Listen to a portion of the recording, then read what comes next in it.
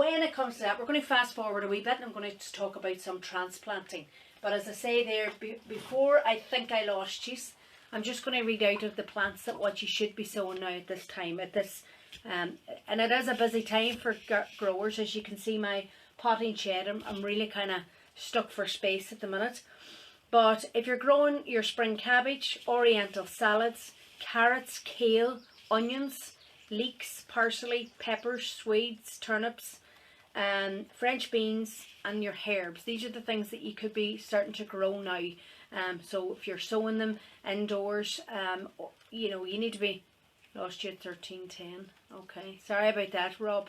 I don't know what happened. I think it was that weather, to be honest. It happens, and then what can you do, you know? But anyway, we'll pick up anyway where we go along, and if I missed anything out, PM me afterwards and I can give you some advice. Now we're going to start talking about transplanting and what stage do you move your wee seedlings on. So I'll be able to do that with you. And I'm going to use peas as an example, because for the camera the roots of the peas and beans are very handy. So I can show you that, and then we'll transplant some tomatoes as well. So I'm back at the stage. I put the camera now at the part where I don't think it's the best angle, but I'll bring it over and show you back and forth. Okay. So we sowed, these are Robinson peas, and we also have golden sweet mange 2, and we have winter keef mange 2. So as you can see, they've been growing away, and we planted these, we sowed these on the 27th of February. So what's that? 3 and 17, 18. So what, about 21, 22 days ago. And they're already up at this stage. Now, they're coming up. Peas and beans grow really fast. So that's why even sometimes, if you can get the deeper trays, all the better. And what will happen is you'll start to see the roots coming out the very bottom. So I'm just going to show you this as an example. I'm just pricking it out. You can see the big long root on it there. So they're nearly ready kind of to be transplanted on. But I prefer to, sometimes I pot on. So I take it from the seedling stage, from the little modules, and I put it onto a tray. But sometimes you want to be taking them straight outside. So if you have a bed prepared outside now, then in the next few days I'll be putting them out into the soil and putting them directly in. Obviously peas and beans need to be trained up the way, so I'll be putting kind of some, and what I'll do is I'll take photographs and put it on the Facebook page. But I would use willow canes or hazel sticks to train up for the peas and the beans, and then I put them into the soil, and then I would use, if it's still very very cold at night, I would use fleece.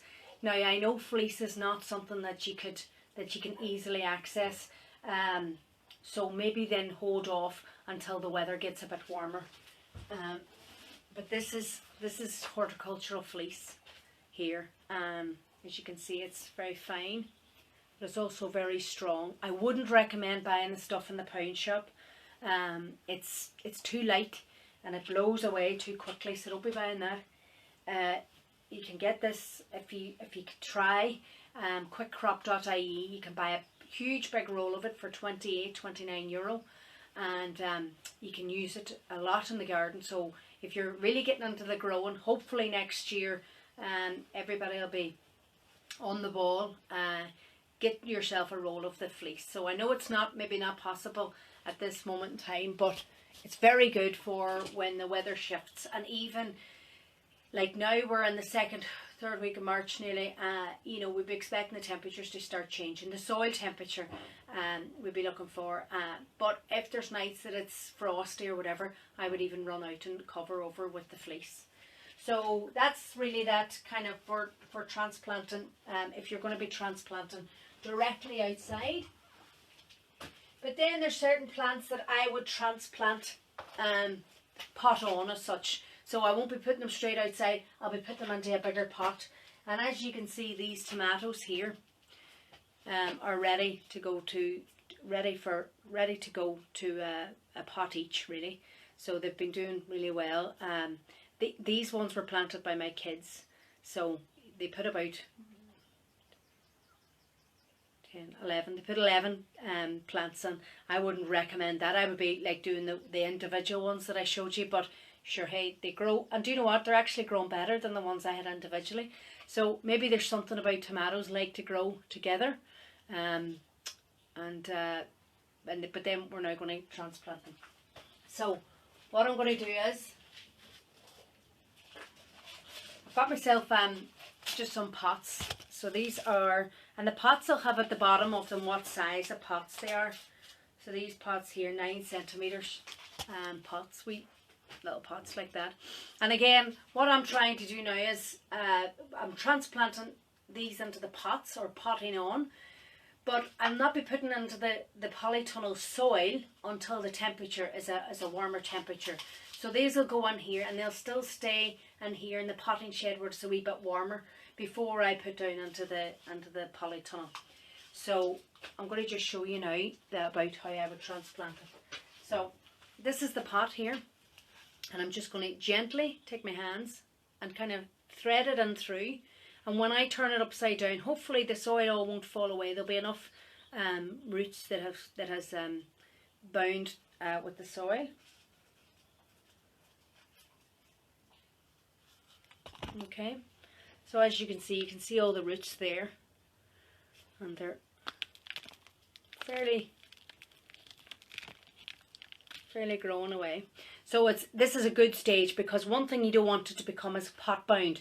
You don't want all these roots to be curled around each other, because that's going to slow down growth. So this is a nice time to kind of transplant them on. Now I'm going to see if I can move these. See how it goes. Maybe it was just the weather, we'll see. Now if the numbers start dropping, I know I've lost you. That's what happened a wee while ago. So anyway, right, we've got our tomatoes. And we're going to get our next pot here. And what I use, back to the compost, but this time it's this, instead of using the seed compost, or you could use you can definitely use the multi-purpose compost at this stage. Or if you only have the seed compost, and again, I'm conscious about what people can access and get, but this is what I use anyway. So I use a bit of this. This is seaweed dust that I buy, generally a big bag of it at the start of the year. And I mix that in through with my soil, just because the little tomatoes at this stage now will be starting to look for a feed. And this helps it as well. Also what I add, and this is stuff called perlite. And I know I'm throwing a lot of products at you again. It's not necessary. This is just to help with the drainage of the tomatoes within the... So what you could do is a couple of pebbles maybe at the bottom. They don't like to be sitting.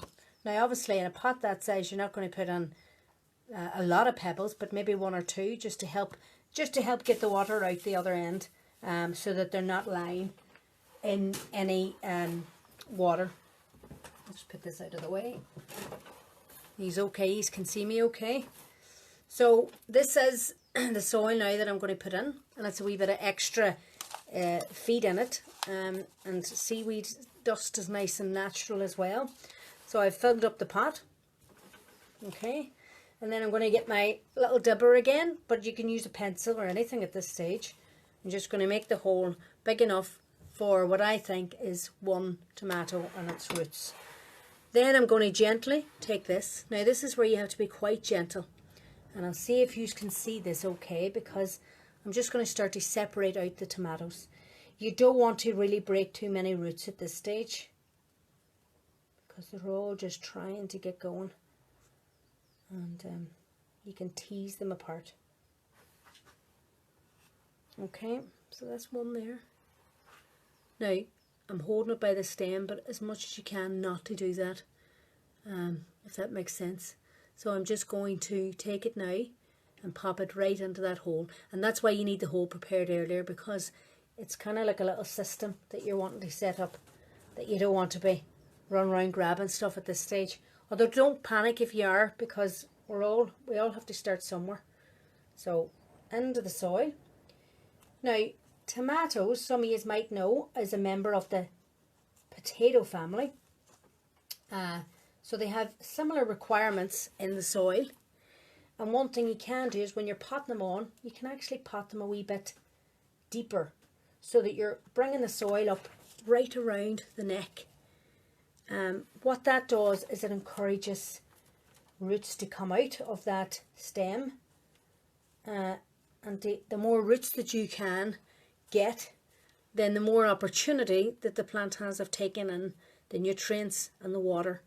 So by planting them a wee bit deeper, and this is why you don't panic if your tomatoes get all leggy, because you can always do that.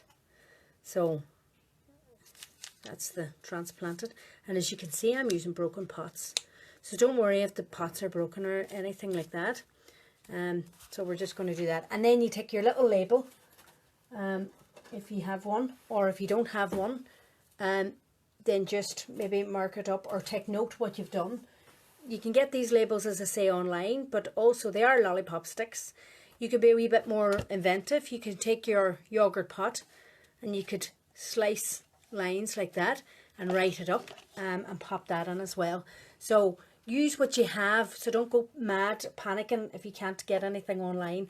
And obviously, you know, the moment that we're in at the minute, we might not be able to access stuff for a wee while, but after this is all over, hopefully we can get back to normal, and you can go back to start supporting your local producers or your providers of these things. So Fruit Hill Farm in County Cork is very good for pots and garden supplies, and quickcrop.ie as well. But let's just use what we have for now. Now you see the way that this tomato here that I've separated is it's not really great in the roots. So I wouldn't use that now. I would just discard that, because sometimes, you know, if they get off to a bad start, you're trying to play catch up then the whole time. Where's my wee bucket?